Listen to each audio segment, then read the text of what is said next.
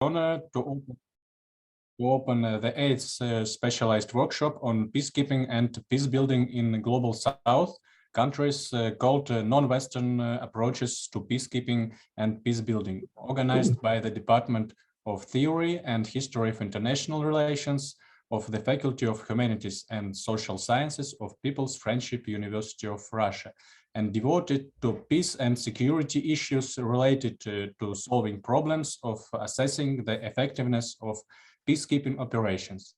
I'm glad that the People's Friendship University of Russia, whose mission is the following: uniting people of different cultures by knowledge, Rudan University creates leaders to make the world better. And our university today is the platform for discussion and exchange of opinions on such an important topic, which will bring together leading experts in peacekeeping from Ghana, India, China, Kenya, Mexico, Myanmar, Nigeria, and the Philippines, and a number of other non-Western countries. I would especially like to know that students from 160 countries of the world study at our university, at Rudan University, and directly at our faculty from about 80 countries of the world. Therefore, a wide representation of scholars from Asia, Africa, and Latin America is exactly what fully reflects the cross-cultural research environment that has developed at our university. International peacekeeping is the most efficient instrument of peacemaking. Since its entry onto the world stage in the late 1940s, it has been an integral part of the resolution of major multicultural crises. The United Nations has over the years established itself as an essential tool for global peace and security, as exemplified by the wide range of mechanisms, strategies, and resources that the United Nations mobilizes to support regional and global peace and security. The Russian Federation has also traditionally sought to participate in the most peacekeeping operations under the United Nations auspices and advocated for as many states as possible to participate in them. The topic of peacekeeping and its implementation in practice continue to be relevant given the presence of various conflicts and clashes in different regions of the world and the need for their rapid resolution. While the effectiveness of the United Nations peacekeeping missions and mechanism of their regulation to ensure international security continue to preoccupy the world's experts. In this context, the theme of the current workshop is justified and quite relevant for analysis. In this regard, that this event will become an important platform for the exchange of views among leading scholars and experts in the field of peacekeeping. And I would like to say thank you again to organizers and Professor Denis Dekhterev and his team of Department of Theory and History of International Relations. I would like to thank you experts which join our workshop, and I wish all success and all the best. Thank you. Thank you. Thank you. Thank you so much. And we'll move on to some information that I'd like just to present before we get started. A few housekeeping announcements. Our expected timing of one presentation will be strictly 15 minutes. We have 5 minutes for question and answers, and I will be signaling the time and informing you when you have to stop. Our sessions are recorded, and any individual who have a camera on or unmute may be captured as part of this recording. So please remain muted when not presented. And questions may also be placed in the Zoom chat window, and there will be a discussion time after presentation where attendees are able to ask questions by raising their hands using reaction tabs. and coming of mute when recognized by the chair. And let me introduce myself. I'm Svetlana Bakiria, Associated Professor of our department, Syrian History of International Relations, and I'll be chairing our first session. So let's move on, and if nobody has anything else to add, let us begin with our first speaker. Please welcome Dr. Alexander Mizyaev. Thank you very much for giving me a floor as a first speaker. My name is Professor Alexander Mizyaev. I'm the head of the Department of International Law at the University of Management TSB, Kazan, Russia, and also visiting professor of University of Johannesburg, South Africa. My topic today is ICC versus African approach to peace building. ICC as International Criminal Court. So the idea of my presentation today is how the Western and non-Western approaches to peace building and peacekeeping are clashing within the level of the international criminal justice, or rather so-called international criminal justice. My first meeting, if I may put it in this way, with Western and non-Western approaches to the justice generally and peace building particularly, was in International Criminal Tribunal for the former Yugoslavia, where the different approaches to these topics appears within the judges of different cultures, including legal cultures. But in that tribunal, it was not that sharply expressed because it was exclusively within the judges. But when I came to the International Criminal Court, where I'm in the list of the assistant to counsel of this institution, it was much harsher experience. In the same time, it was more sharp examples for understanding. Generally, if we compare these two approaches to justice and to peace building, we have to highlight the most sharp features of Western approach. First, it is very legalistic. This approach also very much expressed by the harsh sentences. For example, everybody now are talking about the brutality of African criminal law, including death penalty.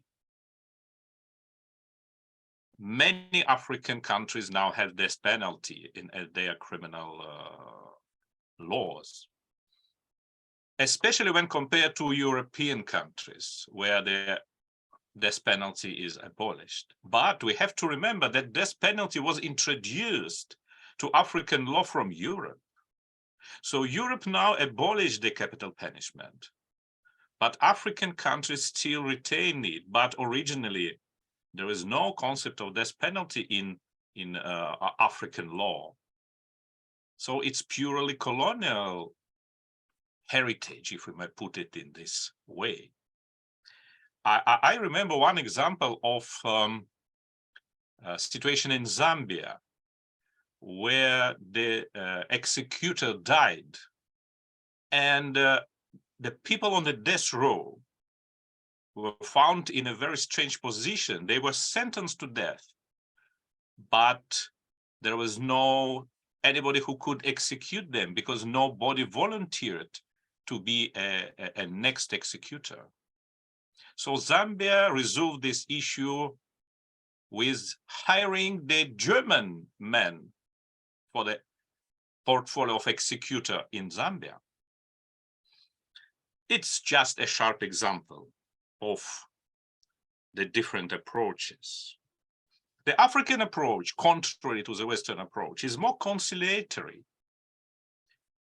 It was very sharply reflected in the in criminal law of these countries, and it's still a general position of the African way, as well as non-Western way generally.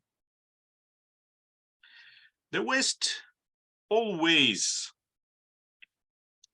if I may say, organized the conflicts all over the world. Well, sometimes it was not originally provoked by West completely, but in many instances, it was provoked by the West. And the West always want to be among the conciliators, so-called, because the West presumed that it should be resolved in favor of the West. So this approach is very sharply expressed in the Western designed international institutions. These institutions called international, but they're designed by a very narrow circle of Western countries, especially the International Criminal Court.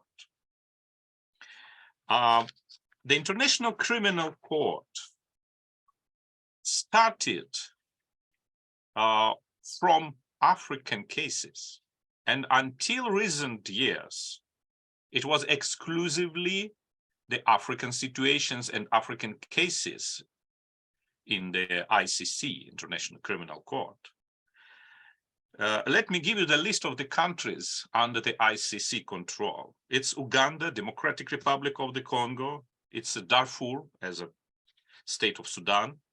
It's a Central African Republic, Kenya, Libya, Cote d'Ivoire, Mali, Burundi, and the situation in Nigeria on the level of preliminary consideration. So 10 countries, plus 2 countries, Guinea and Gabon, which were in the list of the countries under investigations, but the cases were closed. So Africa became the first victim of the ICC investigations. In some cases, the ICC acted as a weapon of war, literally. Let's see the situation in Libya, where the ICC prosecutor issued a warrant of arrest against Muammar Gaddafi as a leader of Libya exactly during the NATO bombing of this country. So the ICC, which supposedly should act as a reconciliatory tool, as a tool for the preserving peace, it acted as a weapon of war. The ICC acted as an instrument for the regime changes. The most sharp example is the Republic of Cote d'Ivoire, where the legally elected president was removed from office. I'm highlighting that legally president that was removed by the ICC was elected legally according to the law of Cote d'Ivoire. That is especially important for the court. Probably it doesn't matter for the political bodies, but for the court of law, it's quite an essential issue. The ICC acted as the institution of the limiting or probably even distracting the sovereignty of the countries. Let's see the situation in Darfur, Sudan. It's acting always in such a provoking way that we could hardly consider this institution as an institution of peace. But it's not surprising, because what ICC is using in its approach, it's exclusively Western approach to the peace building or peacekeeping or justice in general. My personal analysis of the activity of International Criminal Court towards the African countries brings me to the conclusion that this institution has no aims that was officially proclaimed as the objectives of this court. And the real aims, it's liquidation of the unwanted heads of states, by the way, including the potential heads of states, like it happened in Democratic Republic of the Congo when they removed Jarpi and Bemba from the political stage of Democratic Republic of the Congo. It's destruction of progressive international law. It's creation of repressive global law, and, which is probably most important in the context of our today conference, it's keeping of the conflicts alive. To give you probably one of the most sharp example of my first point, that one of the aim of the International Criminal Court is keeping conflict alive. 5 minutes. I will conclude in this time. Thank you. I would give you an example that I heard personally from the former president of the Republic of South Africa, Mr. Thabo Mbeki. That time I'm referring to, he was the mediator of African Union in the conflict in Uganda. And using the African approach towards the resolution of this conflict, it was agreed to sign a general agreement which provides the amnesty to all warring sides. And President Mbeki highlighted in the same day when the agreement was about to be signed, the ICC intervened and make public the warrant of arrest against the leaders of Lord Resistance Army. Thus, and President Mbeki was very clear in interpreting these things. In this way, ICC prevented the resolution of conflict in Uganda, because obviously after the warrant of arrest made public by ICC, the Lord Resistance Army leaders withdrawn from the agreement. So that is very, very important and sharp example how the International Criminal Court acting not only in Uganda, in all this situation. So I'm concluding. The international criminal courts and other international institutions of this kind were designed in an exclusively Western way, and the real aims they proclaimed has nothing with reality. So the real aims is keeping conflict, and thus it's very important for the African states not to be the members of these institutions and use their reconciliative justice, not retaliative, but reconciliative African approach justice.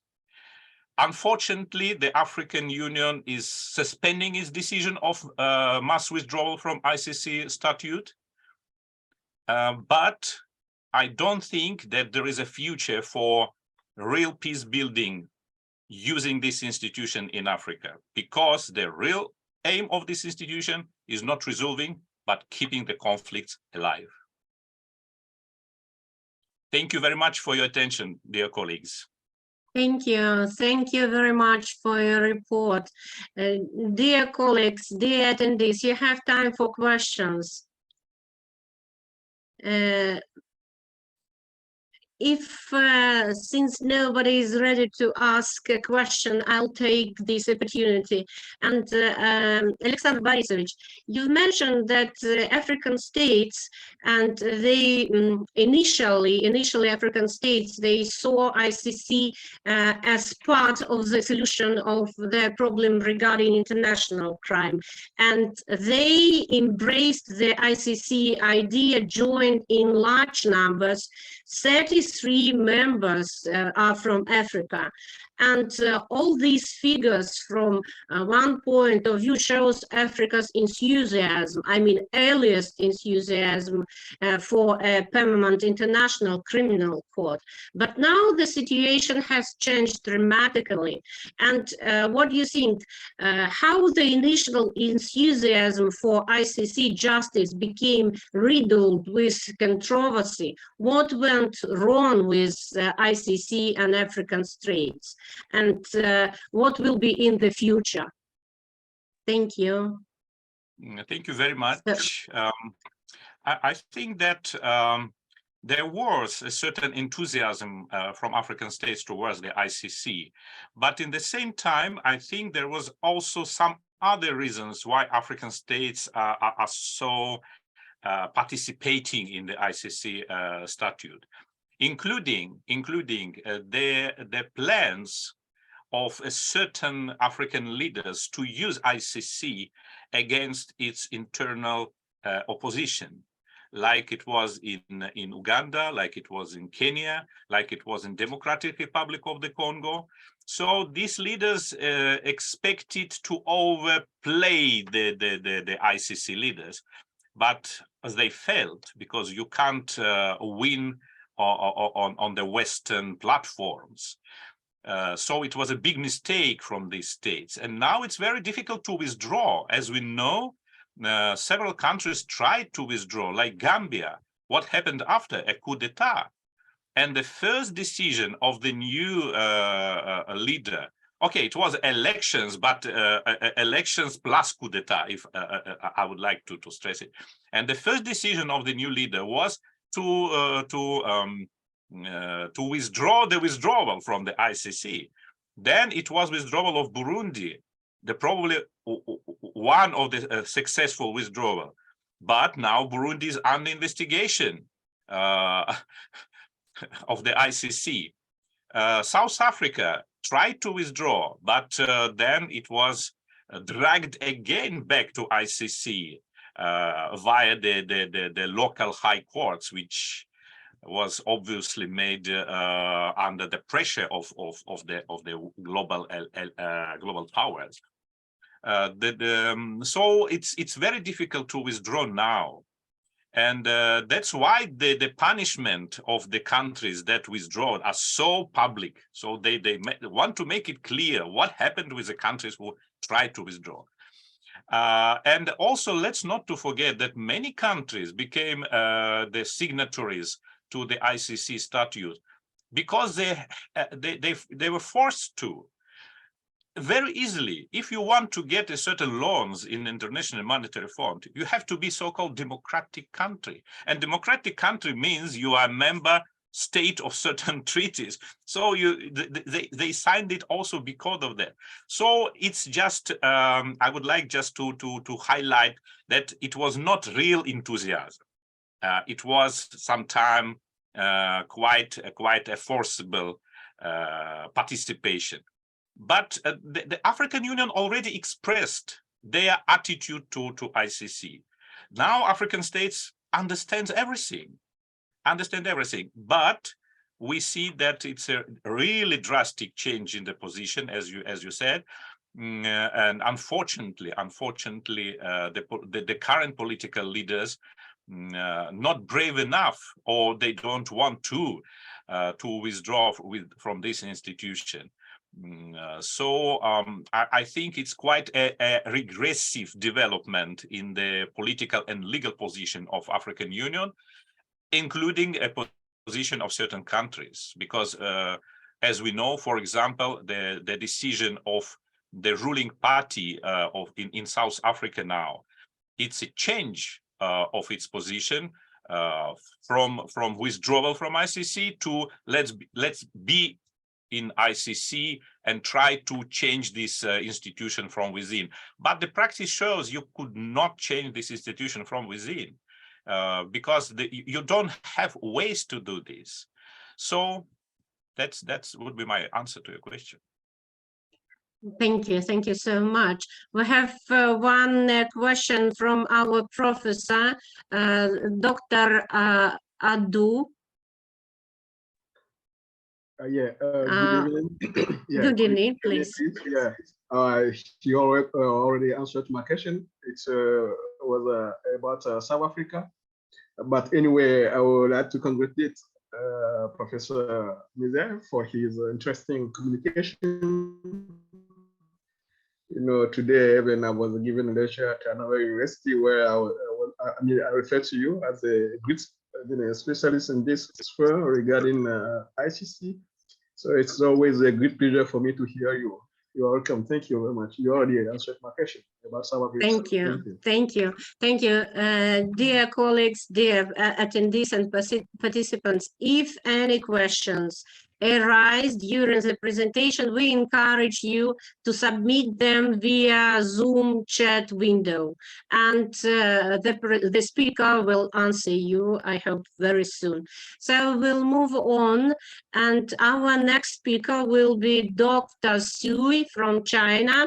Please, the floor is yours, and I'll try to help you with presentation. Just a sec, I'll try. Thank you. Thanks for your invitation.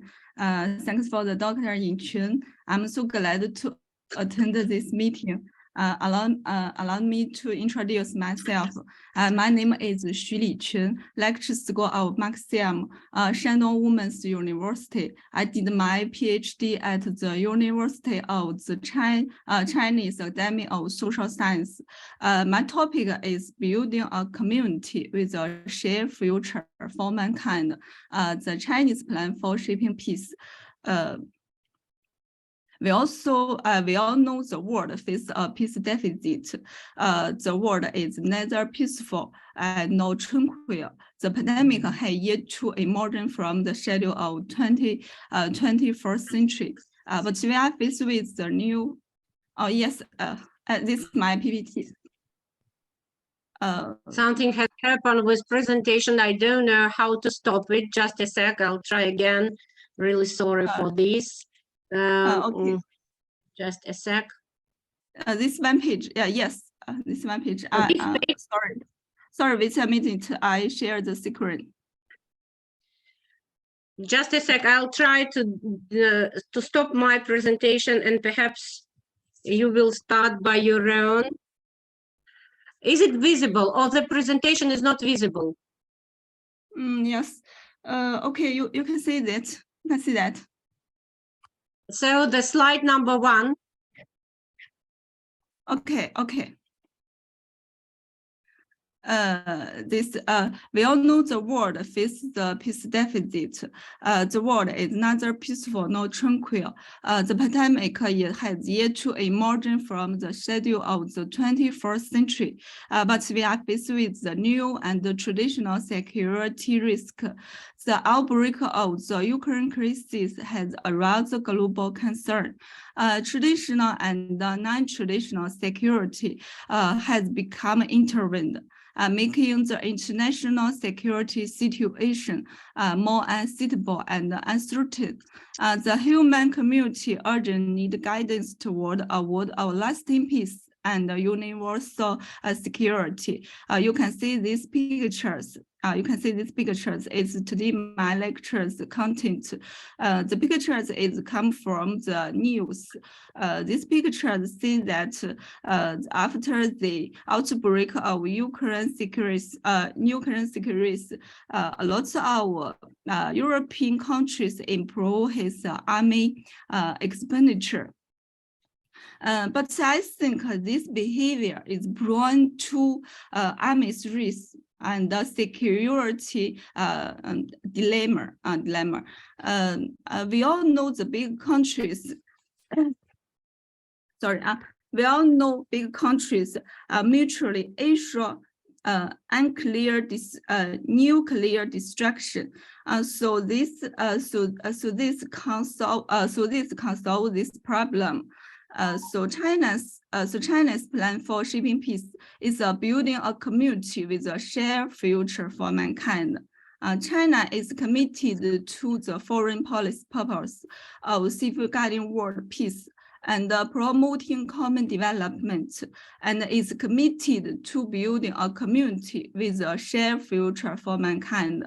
the important vision of building a community with a shared future for mankind is China's solution to the question of our time. The idea of a community with a shared future for mankind is a process from spontaneous community to conscious civilizations and value choice. In the dialectical thinking of history, mankind has drawn up a blueprint for a community with a shared future for mankind. Through the construction of common values of mankind, we have gradually formed a value consensus that civilians exchange and learn from each other and transcend exchangement. Now I write a paper. It's about a community of shared future for mankind. In my opinion, a community of shared future for mankind is the community theory, which comes into belong the integration. Integration in Chinese is 一体化. Scholars such as Bruce Lester and Carl Deutsch point out that community is a result or process product of integration. However, when Amitav Akia studied the Asian community, he found that the concept of Asian community come into being before integration. This enriches the notion of community. It's also so that the community can be constructed. Therefore, a community with a shared future for mankind can also be built. By building a community of shared future for mankind, we can gradually promote the evolution of the international order toward peace. Though separated by a mountain, we will share the same cloud and rain. The bright moon belong not to a single town. There is only one earth for mankind and only one common future for mankind. Whether it's tackle the current crisis or create a better future, mankind need to work together in the time of difficulty. The world should share a common destiny and move forward, building a community with a shared future for mankind and a better world. Thank you. It's my share secret. Thank you. Thank you. Thank you. I how to stop it. Okay. Just please stop your presentation. Yes, this is my presentation. Okay, just now. What about questions? We have time for questions. Any volunteers? In order to promote, I would like to ask you a question, if I may. In order to promote peace and development, China has put forward several initiatives, and among them the Global Security Initiative, the Global Development Initiative. What are these initiatives about, and why they are so important for promoting peace and security and development? Okay. I will introduce this community with a shared future for mankind. With a minute. This is very, very long. I forget it.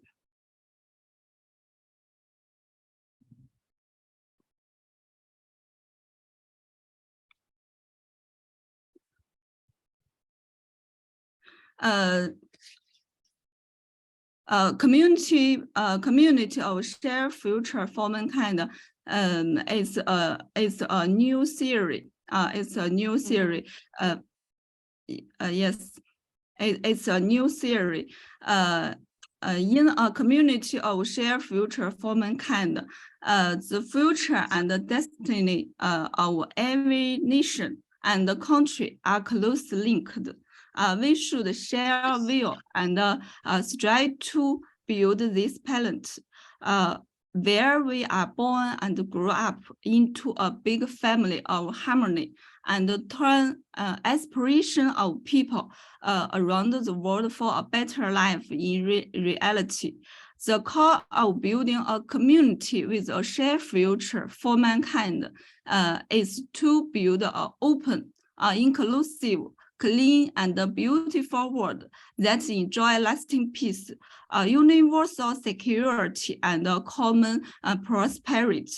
The building of a community with a shared future for mankind is not about to replace one system with another or one civilization with another. Rather, countries with different social system, ideology, history, and culture, and the level of development share common interest, power, and responsibility in their international affairs, so as to form the great common denomination for the building a better world. This is a community with a shared future for mankind. Explain. How to Thank say you. that? I don't know how to say Thank you that. so much for your answer and for your presentation. And I think that we can move on to our next speaker, Dr. Nassef. Dr. Nassef, you are with us? Yes, hello, good evening from Hello, the Philippines. hello. It's a pleasure to be with us, to have you with us. Please. Okay, I'll go share screen, my presentation. It's a PDF file. Wasn't able to convert it into a PowerPoint presentation, but anyhow, I am Nassef Adyong from the Philippines. I head the policy research and legal services of the Bangsamoro Parliament. I'm going to present to all of the fellows who are present here about peacemaking and peace building in the Bangsamoro society.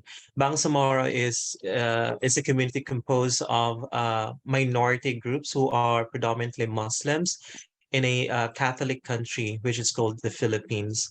And for a very long time, there have been peace talks and also negotiations with the Philippine government, especially about the struggles, the historical injustices, and other unfortunate events and tragic that happened, especially genocides and massacres where the victims are primarily Muslims in the Philippines, the minorities one. And this, according to these government of the Philippines and MILF. MILF is the Moro Islamic Liberation Front, who is the leading, peace negotiator with the Philippine government. And their formula of peace through the exhaustion of all democratic remedies is to solve a homegrown sovereignty-based conflict, which, following the same approach, other similar global sovereignty-based conflicts similar to other as well conflicts in other parts of the world. And you can see that for the past, I think, not only since 1997, because it's also a part and parcel of colonization. It's a colonial problem ever since, even post-colonial problem that besets the Bangsamoro problem or question against the sovereignty of the Philippine government, especially when the Americans and Spaniards and also Japanese who invaded the Philippines. But at the time of the Americans, when they colonized the Philippines, they actually brought up and did not provided sovereignty among those Muslims who are living in the southern part of the Philippines. So these are some of the highlights of the peace negotiations between the government, GPH, which stands for Government of the Philippines, and MILF, or Moro Islamic Liberation Front. So they have had highlights of the peace negotiations in 1997 until 2014, cessation of hostilities in 1997 as well. Also, some rehabilitation and relief peace negotiation 2003. The MOA, or the Memorandum of Agreement on Ancestral Domain, because many of the lands here belongs to the ancestors of the Muslims, Filipinos, especially those who are part of the ethnic communities. And also in just 2012, they had this framework to provide a kind of what kind of framework they're going to see between the negotiation between the MILF and the Philippine government, and then a comprehensive agreement with the details on the agreement between these two entities. And even before the MLF had negotiations with the Philippine government, there was already an entity that, they were given an autonomy power by the central government, and yet it was a failed experiment because many corruptions happened, and many of the supposedly peace process implementations were not implemented directly, and thus far no development took place among the Muslims as minorities in the Philippines. And this is the reason why it was a failed experiment with ARMM, or Autonomous Region of Muslim Mindanao, which is the southern part of the Philippines. And you can also take a look that the comprehensive agreement of the Bangsamoro recognizes the justice and legitimacy of the cause of the Bangsamoro people, their aspiration for meaningful autonomy through a democratic process. When we speak of democratic, we speak of deliberative democracy, which provides all spaces in terms of legislation, all space in terms of decision-making process, and the aim of finding a solution to the Bangsamoro question with honor, justice, and dignity. And this resulted to, when we speak of jihad or struggles among the Muslims, they really wanted to provide what kind of remedies and mitigation plan for their struggles. And as you can see that the comprehensive agreement provided some minute details about the negotiation. And the Congress of the Philippines, or the legislative body of the Philippines, had enacted these law, an act providing for the basic law for the Bangsamoro and abolishing the Autonomous Region of Muslim Mindanao. So repealing the before administration, or ARMM, Autonomous Region of Muslim Mindanao, and enacting an organic act for the Autonomous Region again, and they call it Bangsamoro government. And this is a good step for the Philippine Congress, since they provided some kind of mitigation and peace process settlement. And the Bangsamoro, and the result of this law is called the Bangsamoro Basic Law, or BBL, or they also sometimes call it as Bangsamoro Organic Law. As you can see, some of this content of the Bangsamoro Basic Law. One thing that is, I think, is also similar to other negotiations as a result of peace process is the intergovernmental relations.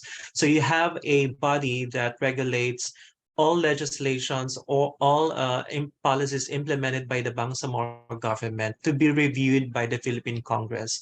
So this unique intergovernmental relations, and providing some kind of 7 mechanism bodies in fiscal, in economy and politics and social, even cultural. So the Philippine Congress, together with the Office of the President, the executive body of the Philippines, provide a review to all enacted laws done by the Bangsamoro Parliament. And one thing that is, I think, also unique here is that the form of government of the Philippines is presidential, but the form of government for the Bangsamoro is a parliament one. And another unique approach here is that the Philippine government, they provided some kind of fiscal autonomy for the Bangsamoro government compared to the previous government, where whenever they had to do budgeting of their offices, they had to defend it to the Philippine Congress. But at this time, with the establishment of the Bangsamoro government through the enactment of the Bangsamoro Basic Law, the sub-state Bangsamoro government has its own fiscal autonomy, no more to defend their budget, annual budget, or the General Appropriations Act in front of the Congress. And also some plebiscite, because they need to do what kind of territorial jurisdiction that the Bangsamoro government will have. And these government is in a transition, meaning experimental. in year 2025, it will be the signal and birth of the first parliament. But so far, since 2019 until today, as we speak, they're still in transition, experimental, meaning strengthening institutions, building and capacitating the staff in order to have a long-lasting government institutions. So as you can see, the intergovernmental relations between the Philippine government as a result of a peace settlement is a relationship that is asymmetrical in terms of power relations between the central government and the Bangsamoro government. And this is reflective of the recognition of their Bangsamoro identity, their aspiration for self-governance. As you can see, the underlined here, the general supervision during transition is mandated by the President of the Philippines, which will exercise general supervision over the sub-state government. And this is somehow the framework that we can speak of, which is the IGR principles, or the intergovernmental relations between the sub-state government, Bangsamoro, and the Philippine national government. First, it is a symmetric relationship. First, it is also a parity of esteem.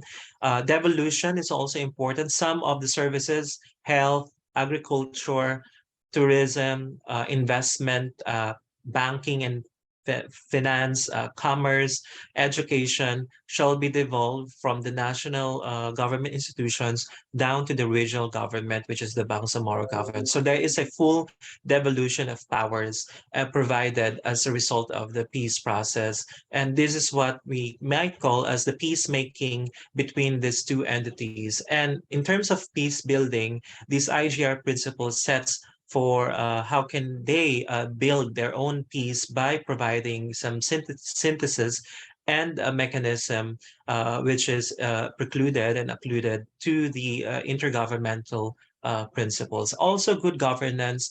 The Bangsamoro government has its own mantra. It's not good governance, but moral governance, because many of the leaders of the MILF are religious, Islamic. So they had this idea that their mantra and also their slogan and premise of governing the Bangsamoro government will be based on moral governance, and also empowerment and representation of many stakeholders and those who are inhabitants of the Bangsamoro government. And you can also take a look that in terms of defense and security, that the Bangsamoro may create a Bangsamoro command under the armed forces of the Philippines, which is the central sole, Marines, Navy, and Air Force of the Philippines. So they were also given this kind of autonomy. And in terms of the economic resources, the Bangsamoro government shall formulate its development plans, taking into consideration that the Bangsamoro people's unique needs and aspirations are consistent with national developmental goals.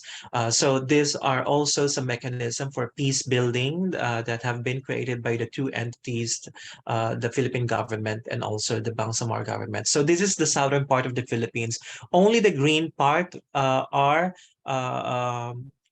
territorial jurisdiction and under the control of the Bangsamoro government. And you can take a look at some of the many economic resources, plantations, crops, fisheries, aquamarine life, and biodiversity of their ecosystem of the entire lands for the Bangsamoro communities.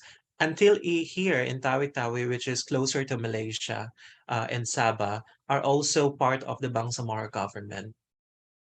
So you can also take a look that the Department of Energy and the Bangsamoro government will identify select prospective conflict areas to be offered for exploration, because there are many, gas and petroleum fuel energy reserves that can be found and also can be explored in the southern part of the Philippines, especially within the territorial jurisdiction.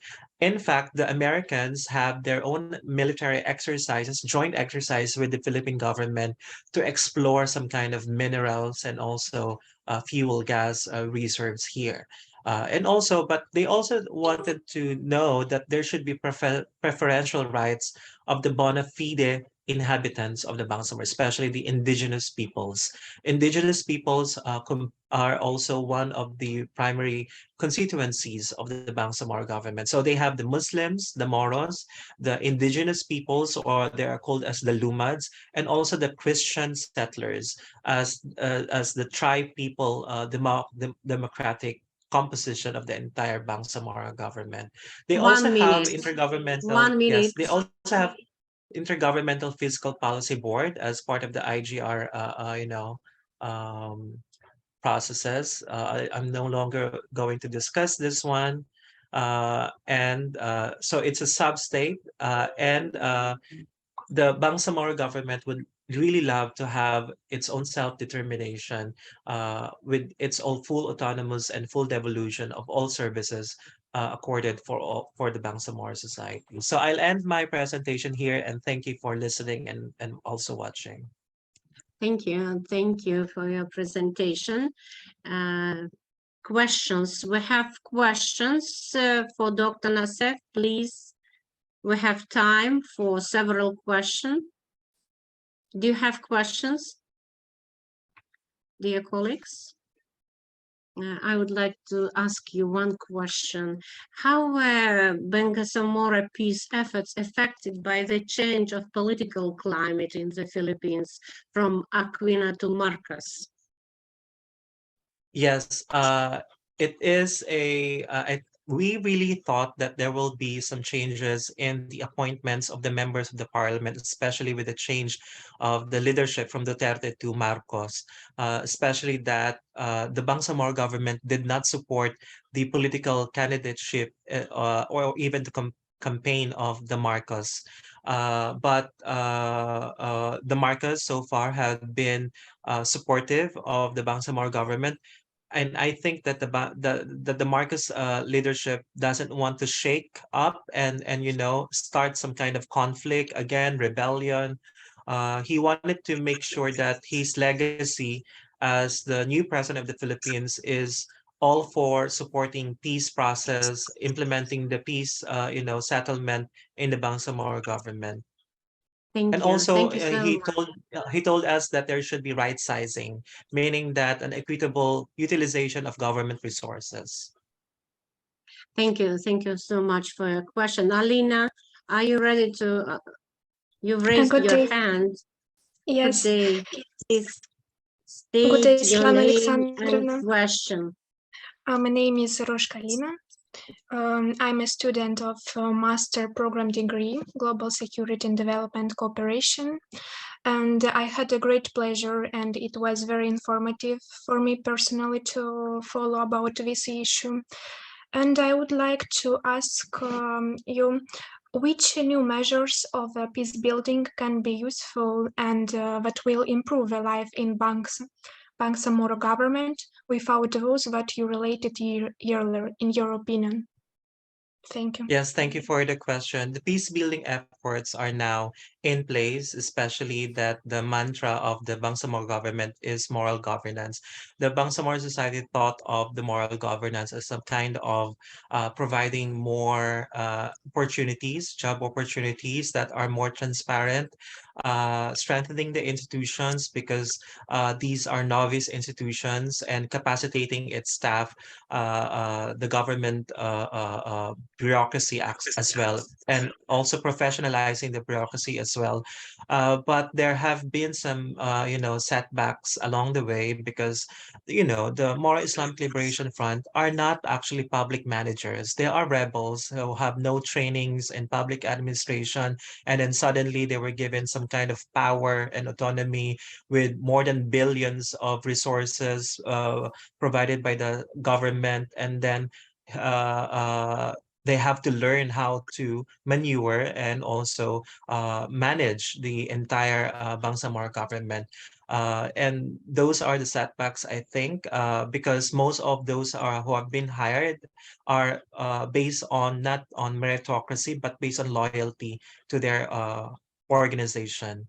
In prioritizing legislation it is based on their interests, not based on the Bangsamoro people, but based on the MILF leadership interests, which legislation should be prioritized and be enacted in the parliament, since majority of them are members of the MILF.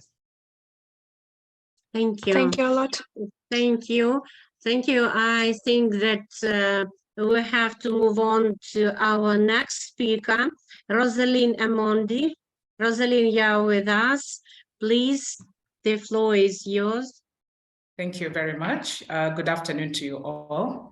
I have the pleasure and the opportunity right now, first of all, for just a few seconds to thank Rhode Island University and faculty, as well as the other people that are on this presentation, journalists, esteemed researchers, scholars, and everybody else. Thank you for all the students. Thank you for the opportunity to be here and also to listen with each other.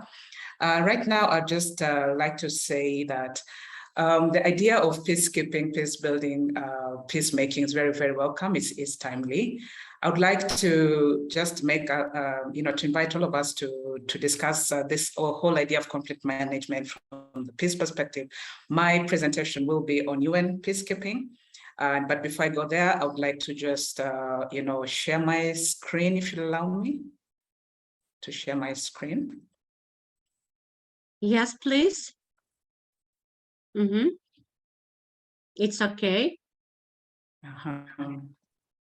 We can see it clearly? Yes. Okay. By way of introduction, my name is Rosalind Amondi, a conflict and peace researcher, but I'm also Associate Director of Research at the One Institute. This is a think do tank. It's based in Nairobi, Kenya. And some of the focus areas include conflict management, but also governance, defense, and security. And I'd like to just talk about continuity and change, specifically looking at revising the foundations of UN peacekeeping and adapting it to new realities. Okay, my presentation, it's going to be a little bit of history on UN peacekeeping, because this thing has been around with us for 77 years and I have just like 15 minutes. So it's going to be very brief. We're going to look quickly at peace models. We're going to look at some of the challenges and new realities, adapting to these realities and what the future looks like. But then I will also just want to say at this point that I haven't actually been part of the troops. So again, I'm going to be approaching this from the outsider perspective and just looking in like a civilian. Now, the first thing I want to discuss with us right now is going to be the history. We're looking at the three phases. And here I want to talk about when the peacekeepers started this work. This was 1945. And we see that it was one of those missions where there was light arms, there wasn't much activity, but it's only in 1948 when we started seeing active use of weapons in peacekeeping. That was in the Suez Canal situation. And then we see the period between World War I and the Cold War. The biggest events there is the nuclear happening. We see that the Nobel Peace Prize is won in 1957, but really in that period, it's just a period of expansion. Many peacekeeping troops are joining, peace is being kept around the world, buffering between the two actors in the Cold War, basically Russia and the US and the allies. That goes on for until the early 1990s. Then in the mid 1990s, the Cold War ends, but we see an explosion of intrastate conflicts, especially in Africa. We see civil wars, we see fights for independence. This increased very much. But we also start to see miscalculations, failure, disappointment, because these troops are not doing what they're supposed to be doing. They're not helping the peace processes in most of the countries. They're actually doing something called the standing by. And I'd like to say here that this idea of standing by is actually a very interesting concept for peacekeeping in Africa and in African societies, because when two or more conflicting parties are in place, normally there's a third or fourth group that comes to stand in the middle and stop it. So the idea of standing by is also very African. But in this period between 1991 and around that time, we see a lot of miscalculations. We see this in Rwanda, for example. We see failure, we see disappointment. And with that, we start to see reduction in troop contributions, especially from African countries as well. And then since 2000, the millennium hits, and then we see one big change, which is the Industrial Revolution. the internet becomes a big trend. We also see renewable energy becoming important. Globalization continues, actually accelerates. We also see the launch of the Brahimi report, which is calling for reforms of the UN, because by this time there's a lot of confusion, there's a lot of need to clarify what actually does this UN peacekeeping force do and what is their reach. And then we start to see the gradual increase of peacekeeping troops in Africa. At one point, they're like half of their troop contributions.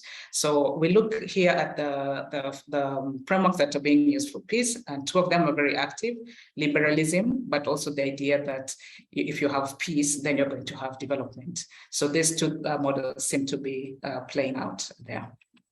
Then at the end of that, at the start of 2000, we start to see new generation missions. Okay, and these new generation missions are the ones that are also called by some scholars the hybrid missions. And here these hybrid missions are where there's troops plus civilians engaging more closely so as to keep peace. And some of the things we start seeing there are anti-peacekeeper narratives. These people are not good. These people are not helping us. These people are actually abusing us, as we've seen in some of the conflicts where the peacekeepers start being accused, for example, of sexual offenses in countries, especially in Central Africa, and the anti-peacekeeper narratives increase. We also start to see change in the nature of conflicts. Conflicts become increasingly high-tech. We see cyber threats. We see environmental disasters increasing. In just the last few months, we saw in Pakistan where the floods become a problem and the peacekeepers have to go in and help out with the civilians. We start to see questions being asked about funding and operations. Is it affordable? Is it cost effective? How can we look at these things differently? Another thing we see there is the entry of other actors. We stop seeing only troops. We start seeing more civilians. We start also seeing the troops engaging with states. We start to see the troops engaging with civilians. We start to see more troop-to-troop engagement. So the new generation missions begin to take root. Now, if we look at the peacekeeping missions in UN, we notice that there is 12 of them at the moment, according to the UN. These statistics that I have here in chat are also all UN. But I found it very interesting that on the one hand, when it comes to financial bits, there's 14, they're talking about 14 operations. That's what you see on the left of my screen. But on the right, we hear about 12. So this is one of the things that we start to see when there's a lot of mixing up. We start to see that the operations are not clear. When is it a peacekeeping operation? When is it a super hybrid operation? But what is important here is that we see a concentration of these troops in Africa, particularly in the Greater Horn of Africa region, where at the moment a quarter of all operations are based. So there's a lot, this is because there's a lot of conflicts in the region. But the question that has, of course, come out of this is how come then that despite the number of troops that are in the region, how comes that the peace is not being kept? This is a question that continues. If we look at the amounts of money being spent, they're in the range of $6 billion US, and then there's questions and requests to drop these figures, and we see around the 2019 that this drops by around 600 million USD, but still the question continues. Are these people keeping peace? What else is going on? So yeah, this just in terms of operations and some of the changes that are going on there. Now, there are there's one particular thing that becomes very strong trend. As the new as the UN is starting to adapt to the new reality, and this time being the hybrid missions, we start to see one important thing called partnerships. And three things have happened here. We start to see a movement from the coalition of the willing, where states and their allies would come together to resolve a conflict situation and to keep peace, to where we are moving towards what I'm calling the coalition to adapt, where the new realities, cyber, the environment, and this growth of new hybrid missions is requiring and actually demanding adaptation. So we start to see a movement from the coalition of the willing to a movement to the coalition to adapt. Another thing we start to see more of is the revision of the peace for development model. And increasingly is, can we have the Asian-type model where we have development for peace? So can we start to look at this instead of keeping the peace, can we start to have development so that we can have peace? Increasingly also see the move towards winning the hearts and minds of civilians in mission countries. We start to see a lot more of that. Instead of just standing on the fringes, we start to see more interaction. And so it's the idea of partnership that is growing further. Okay, now, just in the interest of time, I would like to invite us to imagine this future of UN peacekeeping. How does it look? How does it actually look? And this is one of the things that I find interesting, is the idea that the climate change and the changes in the environment have become, more significant, and we start to see troops participating more and more in the new threats as well. So how does this play out?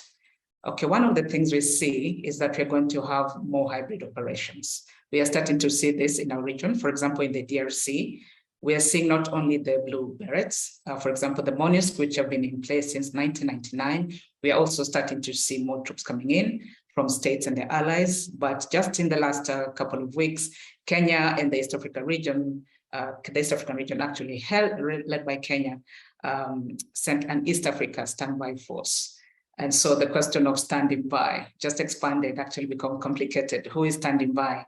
We've seen the regional players coming in to support the UN peacekeepers. So we are going to see more hybrid operations, certainly in our region. We're going to see more partnerships, and these partnerships have already begun, but we're going to see more. We'll see partnerships for tech, because technology is becoming increasingly important in keeping the camps safe, in keeping civilians safe, and all of that. So we're going to see more tech initiatives. We're going to see a stronger move of greening the blue berets. We're going to see, for example, more calls from countries and just managers of troops and the camps for example, better waste management so that the environments are not ruined. We're going to see more pushes for like green energy and green energy installations. It could be wind, it could be solar. We're going to see more of that. And also we'll see increase in the UN peacekeepers trying to improve their image, whether this is with the civilians or with the states. I think increasingly we are going to see more females and more young troops. And this is actually informed by the calls, within the UN for security, women in security and peace, and also youth in security and peace. But I'd also like to say here that the African continent, as we all know, has a youth bulge. Our region, in our regions, almost all the countries, and I'm talking about 13 countries, where the composition of the population is 65% and more are young, and I mean, most of them are 29 years and under. So increasingly, we're going to see more young troops join the forces. We're also going to see that these hybrid troops becoming more diversified in their roles. We're going to see a lot of more action with their humanitarian responses for droughts, for floods, for wildfires, and other things like this. We're going to see green energy installation protections as windmills come up, as other green energy installations come up. There will be need to protect them, especially because some of them will be used by the troops themselves. So this is how, in my view, the future will start to play out, or will continue to play out. Now, what kind of opportunities are there for states and civilians? I think there will be hybrid support operations. This is in terms of services, in terms of training, capacity building. We will see this also, especially in tech and innovation, in green initiatives, and also in security, whether this is GIS, whether this is with drones. 5 minutes. Okay, or any other way, we will see more of that. But of course, there's also where there's threats, usually we also look out for threats, opportunities to look out for threats. And some of the threats that I see are that these benefits of globalization will become more uneven. So as tech advances are made, as green energy solutions are created, if we're not watching the space, we will see the uneven distribution and effect of globalization affecting some regions more, including Africa, and maybe we might see more complicated conflicts in the Greater Horn of Africa. If they're not managed already. So in way of conclusion, I'd like to say that in the short term, UN peacekeeping will continue, certainly in our region. It's been 77 years of UN peacekeeping, but in our region actively since 1991 and increasing. I think this will continue just because the region is still very volatile and because it's become complicated with the changes that I've just mentioned. I also think that by way of conclusion, UN peacekeeping will continue to adapt This is what UN peacekeeping has been doing since its inception. It adapts to its environment. It will continue to do that, I think. And in the mid to long term, we'll see a move towards reforming the formal policy framework of the UN so that it can accommodate the hybrid operations better and maybe to serve the resident countries better. So with that, I would like to know what you think, what recommendations you have, but thank you for now for listening to my presentation. Thank you. Thank you. Thank you so much for your interesting presentation. Questions. We have time for questions. Svetlana Alexandrovna, good evening. This is Sergey Tishkov. Good evening. Good evening. Yes. Please. Yes, I have one question. Let me participate in your discussion. Please. Yes, thank you very much for this interesting information. And I have a question about possible operational approach to UN peacekeeping related to use of UN intelligence in peacekeeping missions. Do you have any information about it? Thank you. Thank you for your question. In terms of intel and intel gathering, this is one of the areas that will become maybe a human rights issue eventually. For now, we see the use of technology that is infringing in some way on the rights, for example, of people to privacy. We are seeing, for example, the use of drones. We are seeing the use of technology of, for example, talk-to-speech therapy or speech-to-text technologies being used over the radio. And so there's a lot of interception of anonymous radio contributions, which we see in Mali, we've seen in other countries as well. So there's the idea that intel gathering will become more complicated. And like I think it is going to involve more the balance between some civilians and some troops. So it will become a more complicated space, if you ask me. But I might not have maybe more facts for now. But I think the way it's going to become more complicated with more issues concerning rights. The people that the intelligence is being gathered for, especially if they're not aware. Thank you. Thank you. Thank you. Thank you. Thank you too. Thank you. Yeah, may I, please? Please, Dr. Adu. Yeah, Your thank you for your question report. And I would like just to ask you, I know that you were focused particularly on the UN peacekeeping mission. But as you know, most of the mission are taking place in Africa, particularly. So what could be the role of the African regional organizations, at a continental level, as well as at a regional, sub-regional level, in terms of new approaches?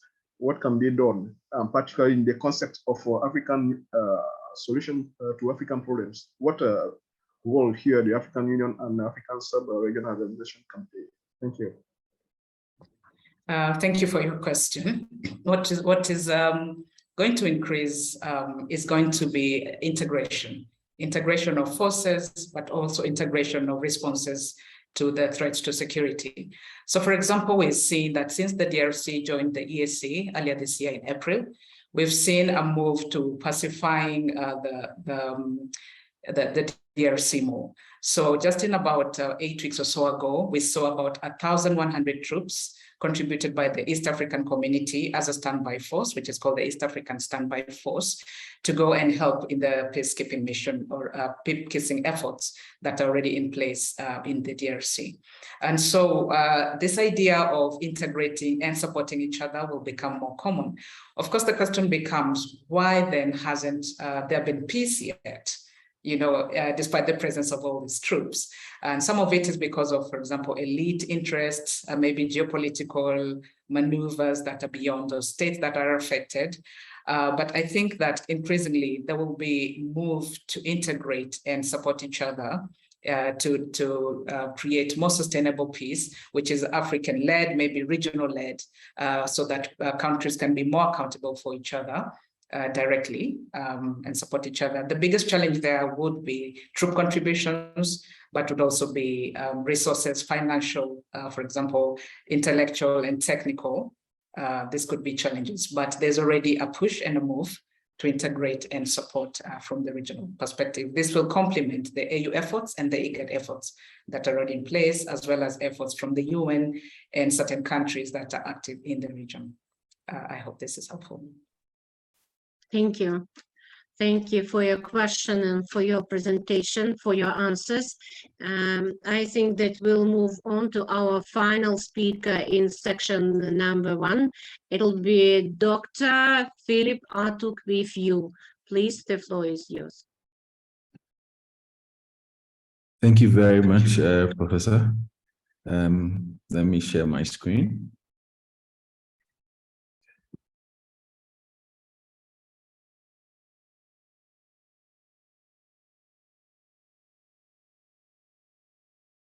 Okay, is it okay? Yes, it's okay. Perfect. Wonderful, wonderful. So thank you very much for having me. And I'd say thank you to the previous speaker, Rosalind, for such an interesting presentation. This afternoon or evening, I guess, I'd like to give a presentation on the AU's approach to stabilization in the Lake Chad Basin region. And my presentation would first touch on the Lake Chad Basin context. It would then reflect on constructivism from a theoretical point of view. We would then talk about the multinational joint task force, which is essentially the fighting force in charge of kinetic operations in the Lake Chad Basin. Then we would go down and look at the regional stabilization strategy, which focuses on broad-based stabilization activities in the Lake Chad Basin. And then I would try to curate the constructivist elements in the process and essentially identify the AU's approach towards future replication in other parts of the continent. By way of introduction, my name is Philip. Surname is Atukwefiu. I'm a senior research fellow at the Legon Center for International Affairs and Diplomacy at the University of Ghana. The last few years, though, I've been coordinating the EU support for the implementation of the stabilization strategy in the Lake Chad Basin. And so I come from an academic and a practice point of view, and that is what I would try to reflect in this presentation. Now, by way of background, if you can see, the Lake Chad Basin is a region between Nigeria, Cameroon, Niger, and Chad. And if you can see my screen, that small portion in between these countries happens to be the Lake Chad Basin. For many years, the lake itself has been the source of livelihood for hundreds of thousands of people. In the last few years, perhaps in the last decade or two, the lake has shrunk, or there's been some variable changes in the lake that has affected livelihoods. Now, as a result of that, there's been some challenges with security and the extent to which the people who live around the lake are able to utilize the lake for their livelihoods. Coincidentally, this also happens to be the epicenter of the Boko Haram crisis in the Lake Chad Basin. And so if you, by way of context, if you look at the Lake Chad Basin, you have an area that is facing a pervasive development deficits. There's environmental insecurity. There are challenges to traditional livelihoods. You have a situation where the social contract is being undermined, and it's manifesting in lawlessness and a violent extremist insurgency. And there's also the spread of radical narratives and as you'd imagine, a humanitarian emergency in the case like that. Now, as a result of these challenges, there've been talk about what can be done. Initially, the countries in the region decided to go alone, essentially trying to deal with these challenges as it manifests in their own territories. Now, with time, there was the recognition that the problem was a regional problem. And so if there's, if they were to make gains, then it was important for them to adopt a regional approach. And that is what has been the order of the day in the last 10 years. Now, by way of an introduction to constructivism, and here I say just a brief reflection, constructivism essentially says that people actively construct or make their own knowledge.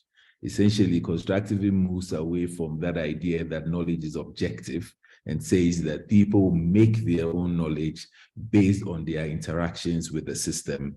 It also says that reality is determined by the experiences of learners.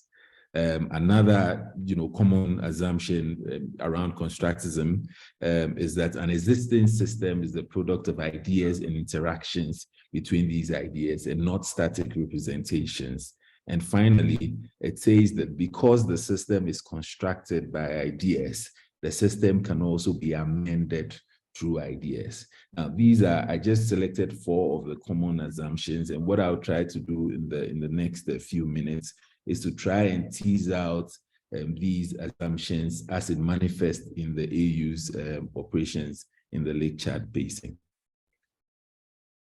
Now, in response to the challenges in the Lake Chad Basin as are enumerated, on 3rd March 2015, the African Union Peace and Security Council authorized the deployment of the multinational joint task force. And the mandate of the multinational joint task force is to create a safe and secure environment and contribute to stabilizing the situation in the areas affected by the Boko Haram terrorist group. Okay. Now, the MNJTF is made up of 4 countries. We have forces from Chad, forces from Nigeria, forces from Niger, and forces from Cameroon. Okay. Now, in terms of their deployment, as you'd imagine, when the countries were going it alone, there were always challenges with sovereignty, because you had the situation where Nigerian forces are chasing terrorists and they cross into another country, and then you obviously can't follow them. You have to seek the permission of that country before you follow them. And so to address that issue of sovereignty, the multinational joint task force was deployed in 4 sectors. And so the Chadian troops occupy sector 1, the Nigerian troops occupy sector 4, the Nigerian troops occupy sector 3, and the Cameroonian troops occupy sector 2. And the headquarters is here in N'Djamena. Okay. Now, the second phase of the mandate is to facilitate the implementation of stabilization programs by the Lake Chad Basin member states and Benin in the affected areas, including the full restoration of state authority and the return of IDPs and refugees.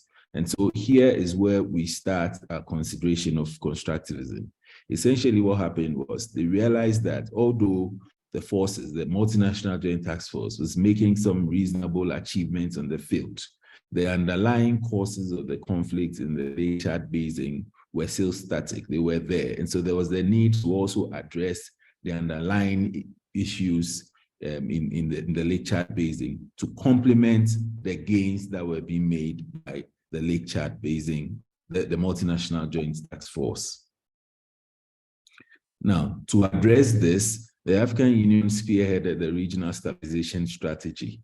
And I'll just read one, that one of the key objectives of the regional stabilization strategy was to anchor on commonalities while taking into account the peculiarities in each of the concerned states in the Lake Chad Basin to drive stabilization, recovery, and resilience in the whole region. Now, the stabilization strategy has 9 pillars, and I'd like to reflect on 5 of the pillars that go to strengthening the point that the AU's approach was steeped in constructivism. Now, if you take political cooperation, for instance, what it sought to do, what that pillar sought to do was to strengthen national capacities and bring them together. Now, the reason why it's marks of constructivism was the fact that earlier strategies in that area had failed. And part of the reason they failed was because they couldn't bring the political authorities on board. And so they had no support. And so the RSS, or the Regional Stabilization Strategy, felt that as a way of learning and to drive that political support, political cooperation can be the first pillar of the strategy. Now, another pillar is security and human rights. And here I'd make mention of the treatment of vigilantes. Now, across the region, vigilantes aren't quite popular. Yet in fashioning out this pillar, there's a need to talk about the management of vigilantes because it had been clear based on research in other communities in this area that vigilantes formed part of the domestic security architecture. And so it wasn't just a matter of throwing the vigilantes away or prescribing vigilantism, but it was more importantly to ensure that they co-opted into the new security structure as proposed by the regional stabilization strategy. Again, another element of learning that we found in the development of the strategy had to do with disarmament, demobilization, and rehabilitation. Essentially, the conversation was that because we were dealing with terrorists, it was important to rather focus on screening and prosecution. And yet the people in the communities insisted that because these are our people and we want to encourage them to move away, whilst we are interested in screening and prosecution, we still want the focus to be on disarmament, demobilization, rehabilitation, and reintegration. And so this was another thing we learned. Again, because part of the challenges in the Lake Chad Basin had to do with exclusive governance systems, it was important to also factor that into the pillars. And so we had a pillar that was based on governance and the social contracts. And then finally, if you look at the pillar on education, it doesn't focus on just education and learning, but it also focuses on education, learning, and skills. Also because as far as the people in the Lake Chad Basin were concerned, it wasn't just about education, but it was about learning a trade and trying to eke out a living based on that trade.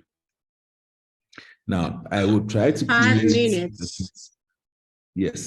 I will try to curate the constructivist elements in the approach.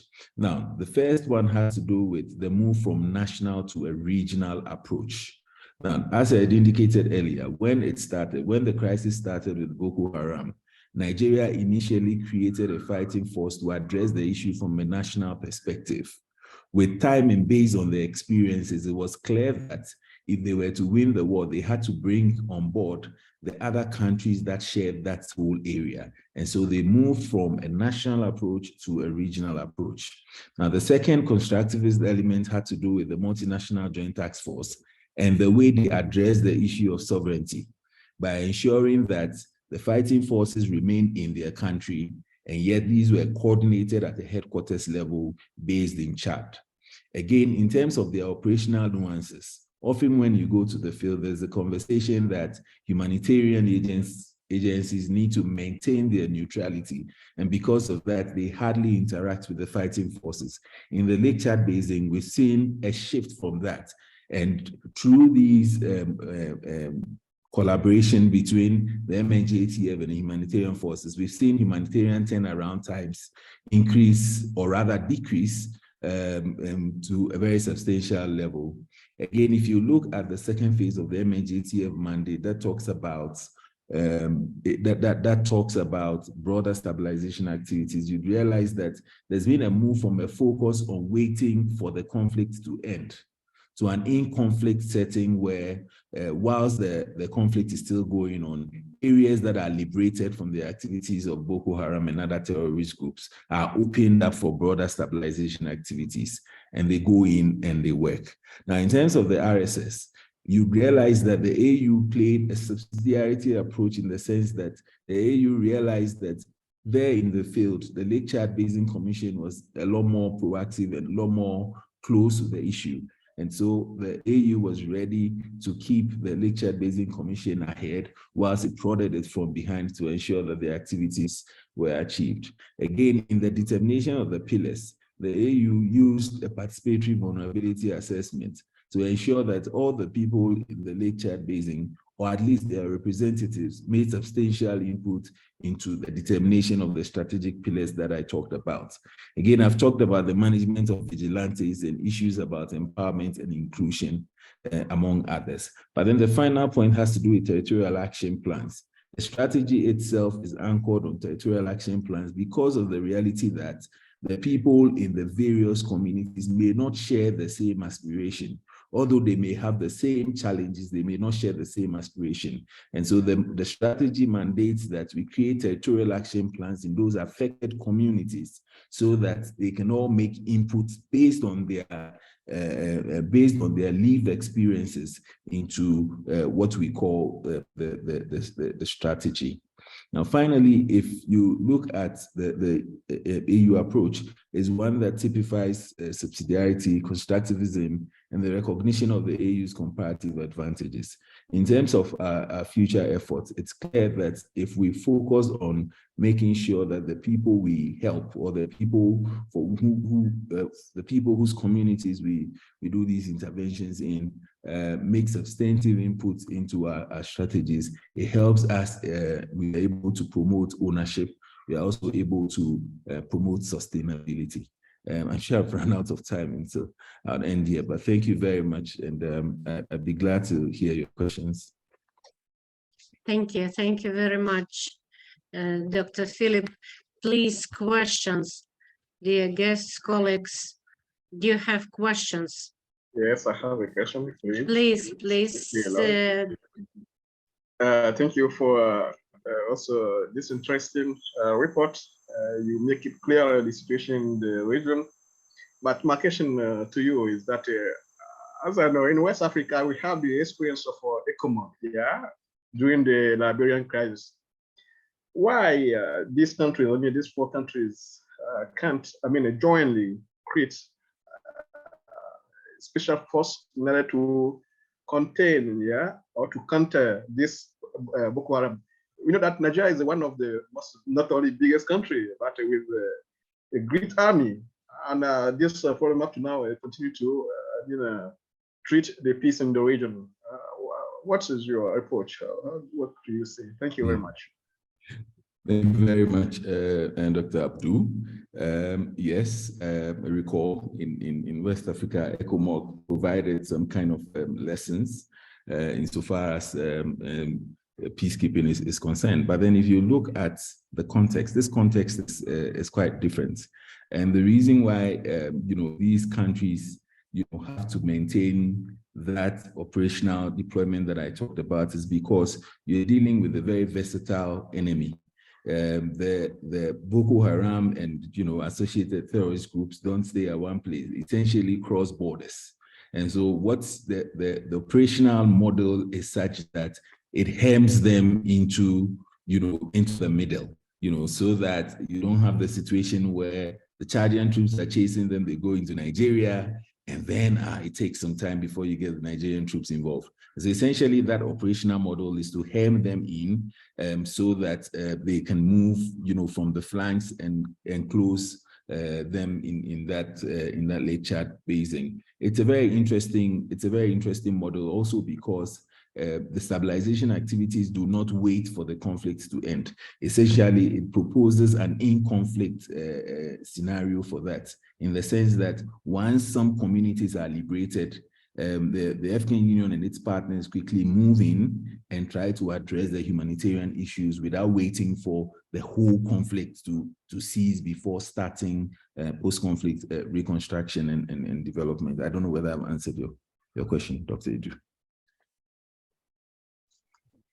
Thank you. Thank you so much. We have one question from Matteo Molina. Please ask your question. Hi, I am Matteo Molino, a member of our group coming from Italy, very interested in the dynamics we are talking about. And my question is, in your opinion, has the problem of terrorism in this area become worse after the end of the Operation Barkhane, or also in the area of Lake Chad, or has the area been less interested by terrorism and the proliferation of jihadist groups? Okay, thank you very much, Matthew. I mean, the reason why we like to study this approach is because we've actually made some significant gains insofar as the issue about terrorists are concerned. Over the last 12 months, we've seen a lot more terrorists surrendering.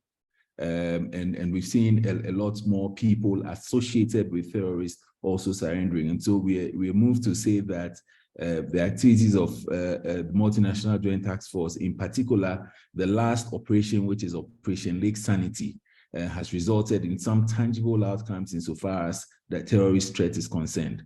Insofar as our outlook is concerned, we like to say that the forces, the multinational joint task force, has degraded the ability of the terrorist forces in that area to launch wide-scale attack. Yet, because these terrorists are often embedded within the communities, they still retain the capacity to launch snap attacks here and there. But more importantly, the strategy doesn't just address the kinetic side of things, but it also offers the opportunity to address the underlying causes of terrorism in the region. And in terms of the underlying causes, we talk about the quest for alternative livelihoods and the need for people to aspire to live, meaningful lives. And these are the things that the strategy is addressing broadly. And so on one hand, we are addressing the terrorist threat with kinetic efforts by the multinational joint task force. On the other hand, we are addressing the broad-based underlying issues that motivate people to sign up to join terrorist groups. Thank you. Thank you, Dr. Philip. Could you stop demonstration, please? Sorry? Stop demonstration because we still have your presentation. Okay, thank you very much. On the screen, stop it. Okay, thank you. Thank you. Thank you. We have our final presentation in our first section, and it will be Counselor of Department of International Relations of Ministry of Foreign Affairs of the Russian Federation, Mr. Stanislav Alexeyev. Please, the floor is yours.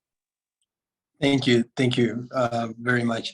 And I appreciate the statements made by previous speakers. Indeed, very, very interesting and educative with the country-specific examples. That's really useful in our work. And please allow me to share our own experience in the matter. Though the UN peacekeeping is not mentioned in the concept note that I have seen, but I've heard wonderful presentation by Ms. Amandi on the issues. So please let me continue this conversation, which in my opinion could be of interest to our listeners. Just a few words about myself. Graduated from Kazan University. I heard another speaker from my native town and I'm greeting him. Then joined the Ministry of Foreign Affairs, served almost 5 years in Nigeria. So I'm a bit familiar with the issues just raised. Then joined our mission in New York when I've been the Russian negotiator in issues like peacekeeping and peace building. So we in New York, we have never used the term like Western or non-Western approaches to peacekeeping, obviously, but I'm very grateful to the organizers of today's event just for the opportunity to elaborate a bit, because obviously there is a difference in approaches. So what is the difference? Basically, in just a few words, when we're talking about trying to understand what is Western approach, first of all, we have to recognize that in many of the cases, what is being declared is very different from the real goals that the states of the West are trying to achieve with doing this or that in peacekeeping or peace building. So what is peacekeeping and peace building? What's the difference between them? As we see it in the ministry, peacekeeping is mostly what we call hard security. People being present, blue helmets being present on the ground, peacekeeping forces and police forces trying to prevent from physical clashes between the sides in particular area. Peace building is more broad in that sense, and that presumes the task to the government, to the community, local community, and to the international community to work together and try to understand what are the root causes of conflict and how to avoid them in the future. So how to prevent the relapse of the conflict. So this is the general understanding, but obviously there is a difference in how it is being understood in different countries. Specifically, since we are talking the West, I have to recognize that there is a difference in approaches. So to understand these differences, you have to look at the perspective, and I'm happy to provide you the perspective of a diplomat looking at this issue, because when the researchers and the international community look at UN peacekeeping and peacebuilding efforts, what they see mostly is the resolutions of the General Assembly and Security Council, but they do not see the negotiating process behind those resolutions. So what have been proposed by the states, and what they only see the final result, and the final result is sometimes drastically different from what's being proposed. We all know that the peacekeeping resolutions are mostly in 99% of the cases negotiated by the Security Council, and that is where not all the sides or players may be present. For example, troops and police contributing countries, in most of the cases, they're not present in the council.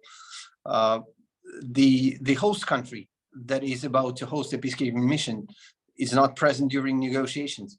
Obviously, local communities and so on and so forth, the professionals and the UN Secretariat, they're not present during those negotiations. So the Security Council resolutions on establishing and prolonging the mandates of peacekeeping missions, in many of the cases, do not include the views of those who are directly affected by the work of the peacekeeping missions, and that is quite a big problem.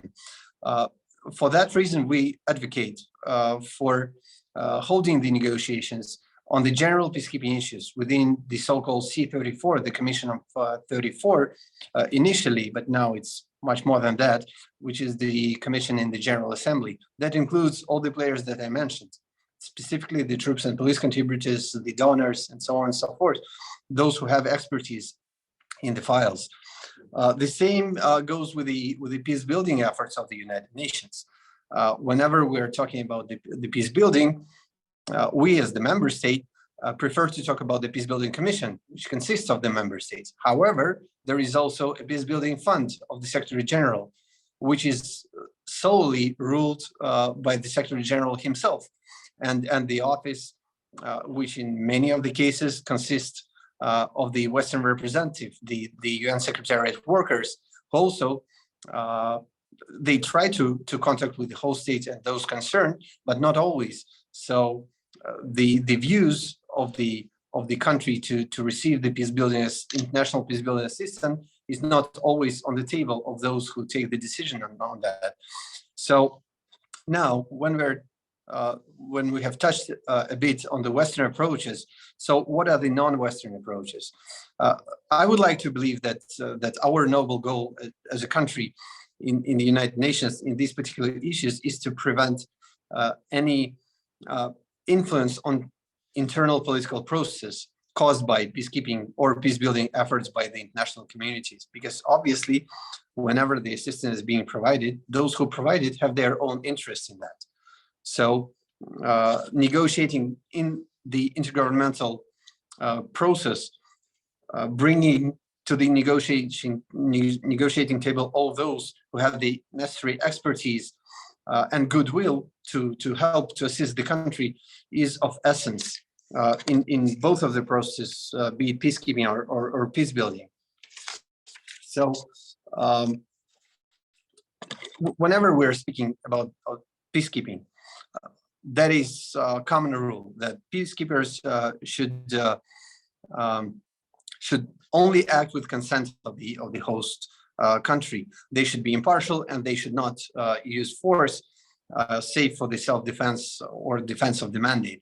That is the common rule. But you'll be surprised to learn that during the negotiation process, every year, many times a year, we see the repeating situation when the representative of the Western countries are trying to delete these very essential basic principles of peacekeepers from the work of peacekeepers. Sometimes they refer to different most serious situation, like we see in Mali, like we see in Central African Republic, saying that, look, the peacekeepers have to be more robust. They have to use force more and more often. That's why we have to think about making peacekeepers proactive and not hesitate to use force when it's necessary. But the problem is they're trying to introduce these new dimension to peacekeeping in all the peacekeeping missions, not only in Mali, South Sudan, or Central African Republic, but everywhere, including Cyprus, where nothing happens in terms of classic peacekeeping, or in other places in the world where it's just not relevant. So obviously we have another part of peacekeeping players on the ground who are the troops and police contributing countries. Like for example, I'm referring to India and Pakistan just because recently I've been speaking to their representative on the issue, and obviously they're not ready to send their peacekeepers with such a robust task on the ground. And that is, they are thinking of the security of their own peacekeepers. They're not prepared for that. And sometimes the direct involvement of peacekeepers in direct fight with one of the sides may in fact mean that peacekeepers are becoming part of conflicts.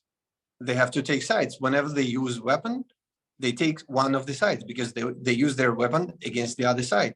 So that is very, very dangerous in terms of peacekeeping, because peacekeeping tasks are different all over the world. Sometimes those are illegal armed groups. Sometimes there are clashes between two different governments, and you cannot use force because using force will mean that you're helping one of the governments, which is absolutely dangerous for the peacekeepers. But those are the ideas that are being brought to the table by the Western negotiators when we are negotiating particular resolutions. The same goes for the peace building. Those tasks are seen absolutely differently by those who receive the peace building assistance. They would like to see mostly the development assistance, because they know that the root causes of their problems are of development nature. They don't have enough access to water. They don't have enough access to business. Their youth is unemployed. So those are very specific problems. On the contrary, when the Western players are coming to the table, there's basically what they are saying is that, look, we are the peace building donors. We're providing the financial assistance. So we have very specific goals to achieve. We would like to bring new, more democratic institutions. We would like to provide you with electoral assistance and electoral expertise. So they name a price for their assistance, which is obviously not something that we would like to see in UN peace building assistance. And there are a lot of examples of how in practice the good wishes are being interpreted. For example, I have heard today about the such a noble process as increasing the number of women peacekeepers in the field, which is indeed, as I said, a noble goal. But at the same time, I remember very well how this idea appeared among our Western interlocutors from the other side. They brought it together with another idea. These like 3 or 4 years ago, where there was a real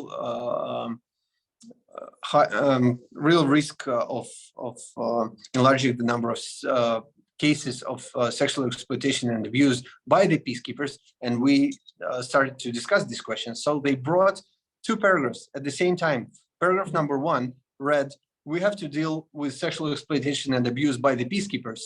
And paragraph number 2 is that we have to bring more women as peacekeepers.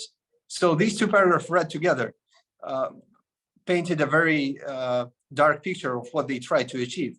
So with the help of troop and police contributing countries, with the help of the host countries, we managed to resolve 2 very important tasks. Indeed, bringing more women peacekeepers on the ground is very helpful sometimes because they are talking to the local population, and they have it's easier for them to find common language with the local population sometimes. So the international community managed to transform, how to say, the ideas which could be potentially harmful into the ideas that at the end of the day became useful. At the end of the day, I also heard a question about the intelligence in peacekeeping. That conversation also has a history. and it still continues. Seems like a noble goal to bring intelligence and help peacekeepers. But the problem is there is a different understanding from the West how the intelligence should be used. Obviously, there is a mutual and common views among the military component of the peacekeepers that intelligence is indeed necessary. We have to protect our peacekeepers, we have to protect the local population, and we need information for that. That's why we need intelligence. That's the common reading of intelligence. But unfortunately, when you start to negotiate intelligence in peacekeeping, what you see from the Western representative is that they want to use intelligence for all sorts of peacekeeping tasks, including electoral assistance, including human rights monitoring, including everything, whatever peacekeeping mission is doing, including environment and everything. So basically, use of intelligence, it could be used for influence political process. Obviously, as Russia, we are totally against it.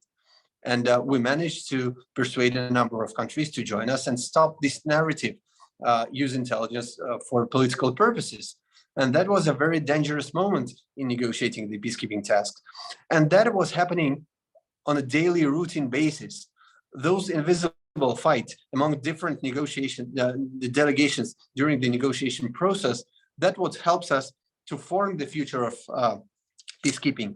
As Ms. Amandi very rightfully mentioned, peacekeeping and peace building, they have to evolve to adapt to the contemporary task, but it has to be done according to the established practice, not according to East or West or anybody else, particular players, but according to the practice established, which in case of peacekeeping is the Commission of C34, and in case of peace building, that should happen on consensus terms within the peace building commission.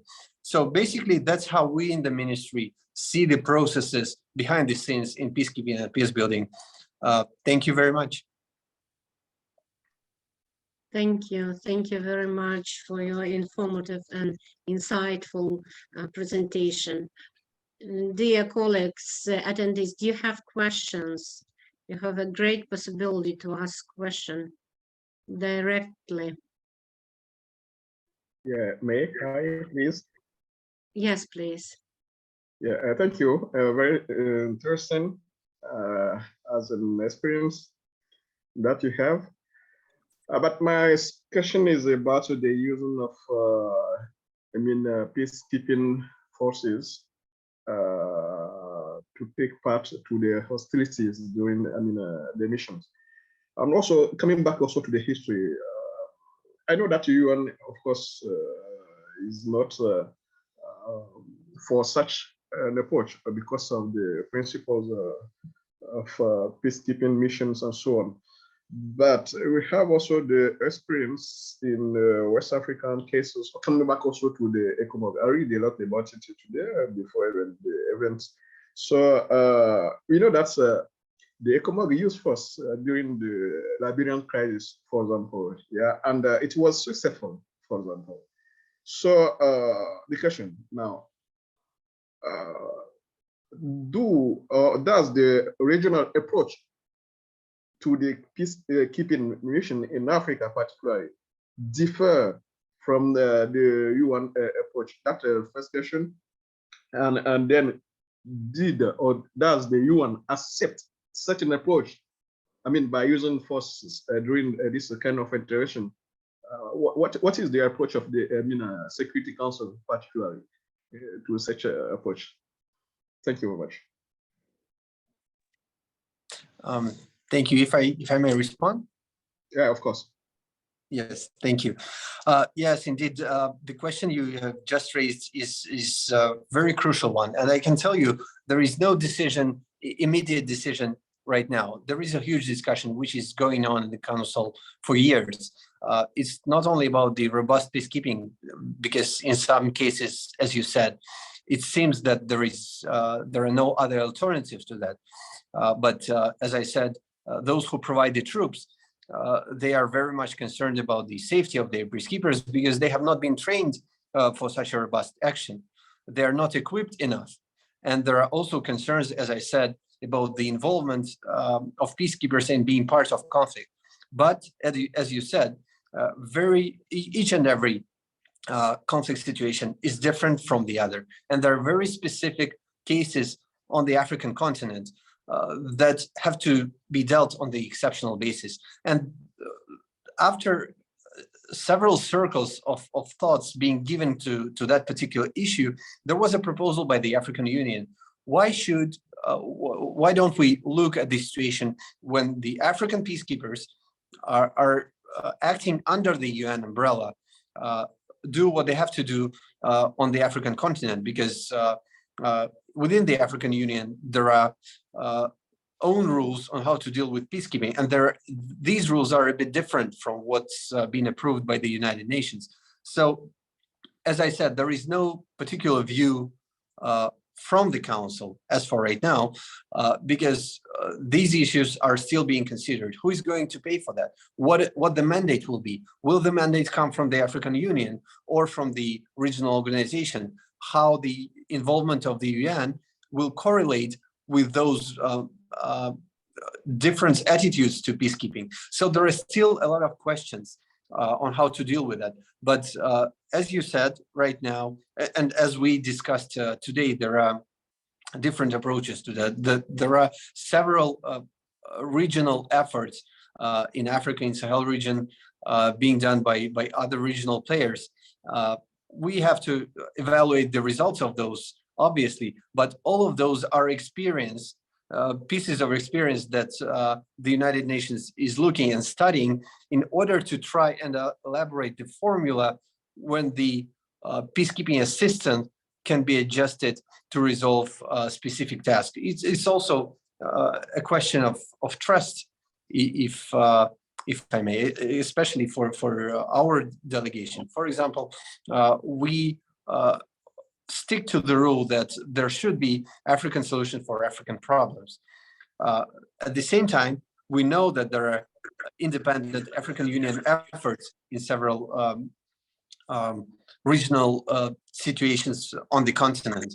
At the same time, we're trying to answer the question how those could be merged, or should they be merged with UN efforts? Because there is a proposal, long-standing proposal by the African Union to attract UN peacekeeping fund to cover for the expenses made during the regional peacekeeping efforts. And there is still no common point of view if and how and when particularly it should be done. There are different points of view, even within the Security Council, even among the permanent members of the Council. There is no uniform point of view on that. But there is, as Mr. Mandi said, the notion of partnerships. And that's what is being considered right now. Partnerships, you know, of course, that the African Union is the only strategic partner right now for the United Nations.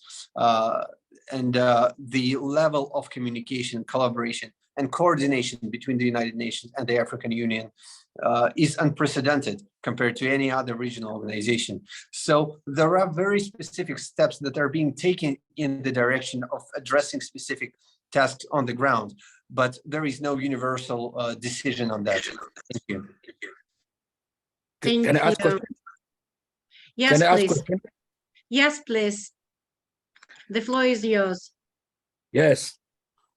Thank you, Mr. Stinsler Elizabeth. I'm Ukoko. I'm a chairman of Yangon Media Group from Myanmar. As a media person, I would like to ask you one question. Regarding the Western approach to peacekeeping and peace building, how do you think Western media play the role? Are they intervening the peace building and also they create the problems or not?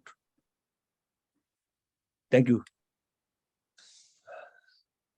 Yeah, I think the best answer for that question will not be coming from me, but from the countries who are receiving the peace building assistance, specifically from the Western states. You know, I will try to answer this question in a way how the Peace Building Commission is working. You know, for years within the Peace Building Commission, there were so-called country configurations, meaning that a number of countries under the leadership of the chair of country configuration, they decided how to provide assistance to the very specific country. So while the years have passed, what we have seen, for example, in 2016, the countries under the supervision of country configuration, one by one, they started to seek for another ways of engagement with the Peace Building Commission. Basically, they started to say, look, we don't need country configurations any longer. So we started to ask them questions, why is that? So they said, look, whenever we have the country configuration chair, this person or this particular country is obtaining a very serious leverage on the decision we take within the country. And obviously, no country receiving the peace building assistance wants any leverage from a third country on their internal politics. And that created a real danger. And in order to address this danger, we started to think, how can we improve the Peace Building Commission? Right now, there is a perception that country configurations are not longer relevant. Yes, there are still 6, if I'm not mistaken, country configurations still acting. But in 90% of the cases, countries are approaching the Peace Building Commission in order to see the collective advice from the Peace Building Commission, rather than having a chair of the configuration. In many of the cases, those are Western states who basically govern the international assistance to the country. So we see that on the country level, there is a rejection of any Western state patronizing them, patronizing their internal politics. So this is the natural feeling, which we obviously, as Russia, which we support, because we believe the international assistance should be based on the, first of all, consent of the country that is receiving assistance, and second of all, on the consensus of all those involved, be it the Peace Building Commission or peacekeeping task, because no one needs a situation when influential chair of a configuration have more leverage on the situation on the ground rather than the rest of the community. That's just create inequality, which no one needs. So basically, your question is very right to the point, and that matches perfectly with the sense of other countries seeking peace building assistance from the United Nations. Thank you. Thank you. Thank you. We have one question from Matteo Molino, please. Hi, good morning. My name is Matteo Molino, and I am an Italian member of this group. And I would like to pose you a question related to what, in your opinion, is the better strategy for a country to achieve resilience in terms of defense. How do you see the project, the future of the several training projects of troops of African countries led by Russian officers? In this period, are such projects increasing or diminishing due to the crisis?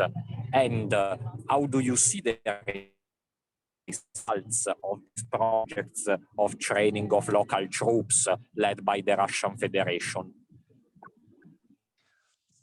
Matteo, if you may elaborate, just to be clear, what do you mean by resilience? If you can explain that, please. You said resilience of armed forces, what it means, their independence?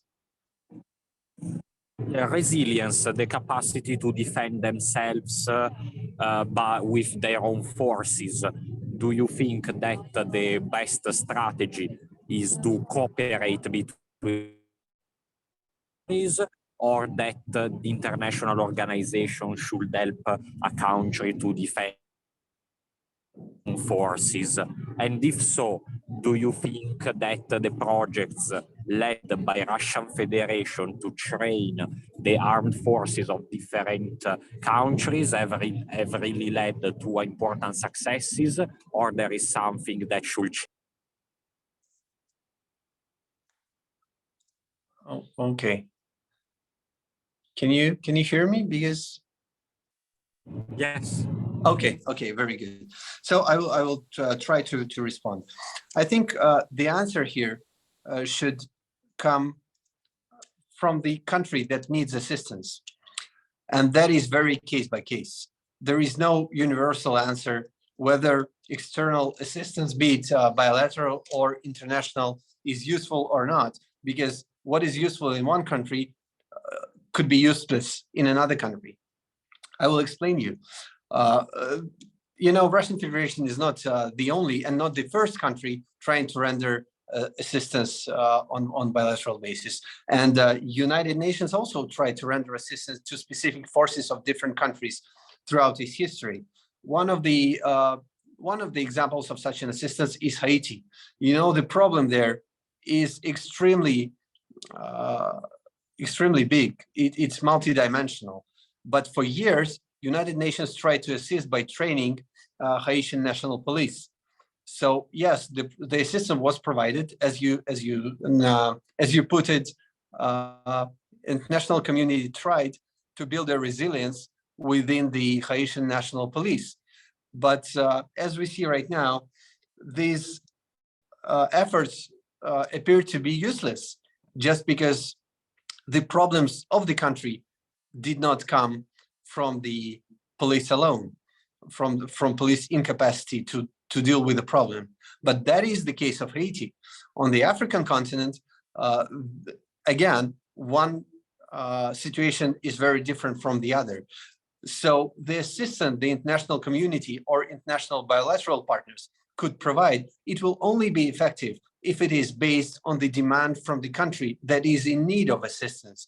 So the best option here, be it bilateral assistance or international, doesn't matter, should base on the demand from the government, from the host country, what it needs, how it sees the solution of its own problem.